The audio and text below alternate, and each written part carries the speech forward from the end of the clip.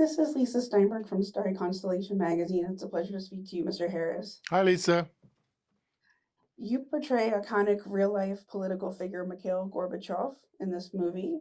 What was the most important aspect for you with your portrayal in portraying such a renowned figure? Is it mannerisms, bravado, affectation, all of the above, of course? Um,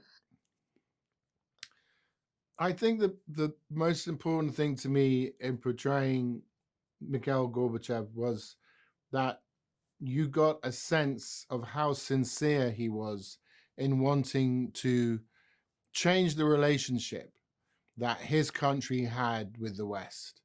And that started with changing the mind of the person who is in front of him, was getting Reagan to trust him. I was going to say, is there anything particular that you kind of learned about Gorbachev from being, embodying him, something that maybe surprised you or something that you kind of took away from who this man is, who we thought of him and who he actually is? Well, I had a pretty solid idea of who he was because I was 24 at the time when this happened, so I remember it very well.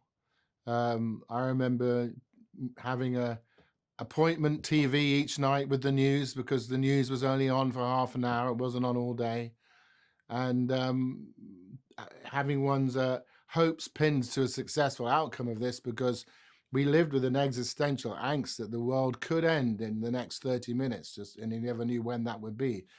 Um, I think that I didn't know there's bits of the exchange between the two of them that I didn't know.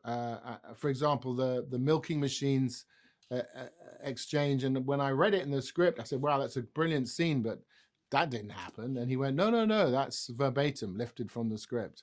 So it's little things like that that were about how personal it got in the room.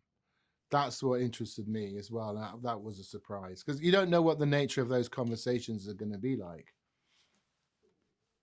I mean, you filmed in Reykjavik and specifically the same location as the actual summit and literally the same chairs Mm, as these yeah, gentlemen. yeah. What was it like for you absorbing this energy and this atmosphere, being amongst the historical elements, the actual historical element? But one of the things that immediately comes to mind is I have a very bad habit of rocking back on my chair. And and quite often the chair collapses because breaks. So I had to curb my instinct to rock back in these chairs since they were the real chairs, the real table that was in the real room. But that the authenticity of where you were only added to uh, one's own feeling of wanting to be as authentic as you could be as well. That there was a bar set by the fact that you were in that space where they were also, and the room was tiny. It really is a very, very small room. I mean, even on camera, it looks a lot bigger than it really was.